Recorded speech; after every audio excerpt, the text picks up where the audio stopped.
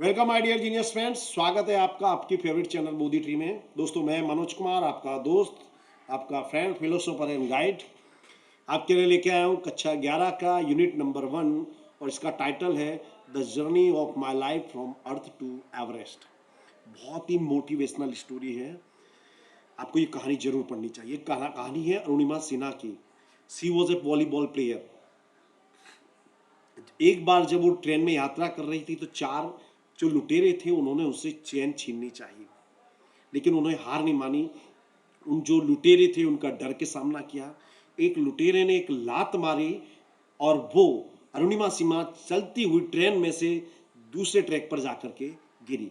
वो दूसरे ट्रैक पर जो ट्रेन आ रही थी वो टकराई, उनका जो पैर था और रेलवे ट्रैक पे गिरा, गज से उसका पैर कट गया। पूरी रात वो उस रेलवे ट्रैक पर पड़ी रही। जो चींटियां थी, कीड़े मकोड़े थे, उनके पैर को खाते रहे। अगले दिन कुछ जो नज़दीकी लोग थे, जो लोग आए, उन्होंने देखा, उन्हें हॉस्पिटल में एडमिट कराया। दूसरा कोई होता हिम्मत हार जाता, मगर अरुणिमा ने हिम्मत नहीं हारी और उन्होंने निश्चय किया कि यदि ईश्वर ने मुझे बचाया है तो इसके पीछे अवश्य ईश्वर की कोई योजना रही होगी। तो इसको ध्यान में रखते हुए उन्होंने निश्चय किया कि मैं कुछ ऐसा करूंगी जो अभी तक किसी ने नहीं किया। तो उन्होंने एवरेस्ट पर विजय हासिल की।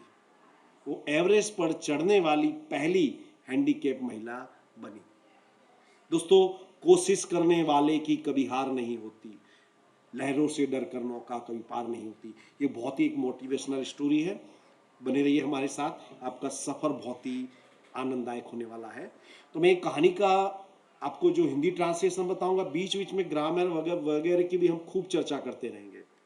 ओके। तो Arunima Sinha was a national volleyball player. Arunima Sinha एक नेशनल वॉलीबॉल प्लेयर थी। When she was travelling on a train, some thugs tried to snatch her gold chain. Snatch यानी छीनना, ठग ये जो संस्कृत भाषा का शब्द है, बहुत पढ़ा होगा। ये संस्कृत भाषा में से ये जो शब्द है ये अंग्रेजी में चला गया। अंग्रेजों ने पूरी दुनिया में राज्य किया और वहां से उन्होंने जो भी शब्द मिले उन्होंने अपनी भाषा में रखे। संस्कृत भाषा के 2000 से ज्यादा शब्द आज भी अंग्रेजी में विद्यमान है। ओके। तो स्नेच यानी छीनना, ठग यानी लुटेरे। तो जब वह ट्रेन में यात्रा कर रही थी, कुछ ठगों ने उसकी सोने की चेन छीनने की कोशिश की। She fought back but was thrown out of the speeding train. उसने प्रतिकार किया, लेकिन उसे चलती हुई ट्रेन में से फेंक दिया गया। And lost her left leg, और उनका बायां पैर था वो खो गया, कट गया। This happened when she was 24। ये जब हुआ तो उनकी उम्र थी 24 वर्ष। However, this accident never affected her spirit. लेकिन उनकी जो स्पिरिट थी, जो भावना थी, उस पर इस घटना से कोई प्रभाव नहीं पड़ा। ये शब्द को याद रखिए, इफेक्ट यानी प्रभाव और अफेक्ट यानी प्रभावित करना। दो शब्द याद रखिए, डिफरेंस में बताते जाऊंगा, आपको दिमाग में रखना है। At All India Institute of Medical Science Delhi, an artificial leg was fitted. ये All India Institute of Medical Science, जिसे हम शॉर्ट में कहते हैं एम्स, जो दिल्ली में है, वहां पर उनको एक आर्टिफिशियल यानी कृत्रिम कृत्रिम पैर लगाया गया। और ईयर लेटर, लेटर शब्द का याद रखिए दोस्तों, ये लेटर यानी बाद में, स्पेलिंग याद रखना।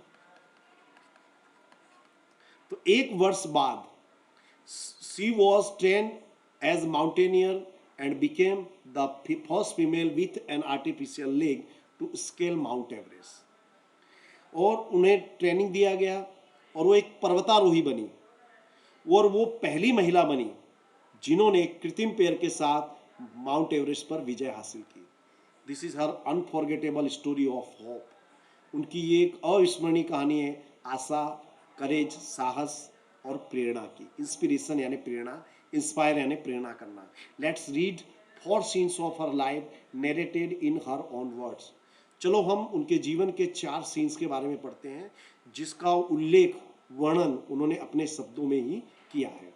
Scene 1, I had started dozing. Dozing यानी झोंके आना। कई बार नींद से पहले हमको जो झोंके आते, स्पेशली जब हम ट्रेन वगैरह में यात्रा करते तब, तो मुझे झोंके आने लगे। My eyes were closed but my mind was awake. मेरी आंखें बंद थी लेकिन मेरा दिमाग अभी भी जागृत अवस्था में था. I remember someone saying that Bareilly would come after some time. मुझे याद है कोई कह रहा था कि कुछ समय बाद बरेली आएगी. I was in deep thought when I felt a hand tugging at my gold chain. मैं गहरे विचार में थी. थॉट यानी विचार, डीप यानी गहरा. जब मैंने महसूस किया, फील यानी महसूस करना, इसका सेकेंड फॉर्म है फेल्ट. जब मैंने महसूस किया कि एक हाथ मेरी जो गोल्ड चेन है उसको स्पर्श कर रहा है. A girl six sense is always her best companion. एक जो लड़की है उसका जो सिक्स सेंस यानी छठी इंद्री, उसका सबसे बेस्ट कंपेनियन. कंपेनियन यानी साथी, कंपनी यानी साथ, और कंपेनियन यानी साथी. तो लड़की की जो छठी इंद्रिय है उसकी सबसे बड़ी साथी होती है. I instinctively opened my eyes and saw 4 or 5 young man around me. मैंने आंखें खोली और देखा 4 से 5 जवान लोग मेरे आजू बाजू खड़े थे. Their drunken looks and behaviour gave me an inkling of their intention. Drunken यानी पिया हुआ, उनका जो पिया हुआ लुक था, उनका जो बिहेवियर था, उसने मुझे चेतावनी दी उनके इंटेंशन के बारे में. इंटेंशन यानी उनकी जो इच्छा थी उसके बारे में मुझे चेतावनी दी. I stood up in a flash. In a flash यानी वेरी क्विकली, मैं बहुत ही जल्दी खड़ी हुई. To tell them that I had no intention of parting with my chain. ये बताने के लिए कि मेरी ये जो सोने की चैन इसको देने की कोई इच्छा नहीं है. सो दे केम टूगेदर एट मी. तो वो एक साथ मेरी ओर आए. Even though the compartment was full, none of my fellow passengers got up to even inquire what was happening. यद्यपि, इवन दो यानी यद्यपि, कंपार्टमेंट पूरा भरा हुआ था. None of my fellow passengers got up. मेरे साथी यात्रियों में से कोई भी खड़ा नहीं हुआ. इवन टू इंक्वायर, पूछने के लिए भी कि व्हाट वाज हैपनिंग, कि भाई क्या हो रहा है. Forget about their coming to my rescue. Rescue है बचाव, तो वो मेरे बचाव में आए ये बात तो भूल ही जाइए. दोस्तों ये हमारे समाज का चरित्र दर्शाता है. जब भी कोई बड़ी दुर्घटना होती है हम कैंडल लेके निकल पड़ते हैं, लेकिन हम उस दुर्घटना को रोकने की कोई कोशिश नहीं करते. I had no option but to take them on. मेरे पास कोई विकल्प नहीं था. But to take them on मतलब उनका सामना करने के अलावा. So I caught a youth who was trying to size me up. मैंने एक यूथ को पकड़ा जो मुझे साइज अप यानी मुझे कवर करने की कोशिश कर रहा था. By his collar and pushed him back. उसका कॉलर पकड़ा और पीछे की ओर धकेला. I kicked a couple of others. Couple यानी दो, और दो को मैंने पीछे की किक मारा. An exceptional battle had begun inside the train on the move. और एक लड़ाई शुरू हो गई ट्रेन में, चलती हुई ट्रेन में. द वुल्फ्स, ये शब्द वुल्फ से बना है. वुल्फ यानी भेड़िया. भेड़िया इसका प्लूरल होता है, बहुवचन wolves. The wolves made another attempt to snatch my chain. Attempt यानी प्रयास. भेड़ियों ने दूसरा प्रयास किया मेरी चैन छीनने का. Still I resisted. Resist यानी विरोध करना. अब फिर से मैंने विरोध किया. Until one of them, driven by a frenzy, gave me an extra hard kick. और एक गुस्से से पागल हो गया था, उसने मुझे बहुत ही हार्ड किक मारी. Using all his force. Force यानी बल, उसके पूरे बल का उपयोग करके.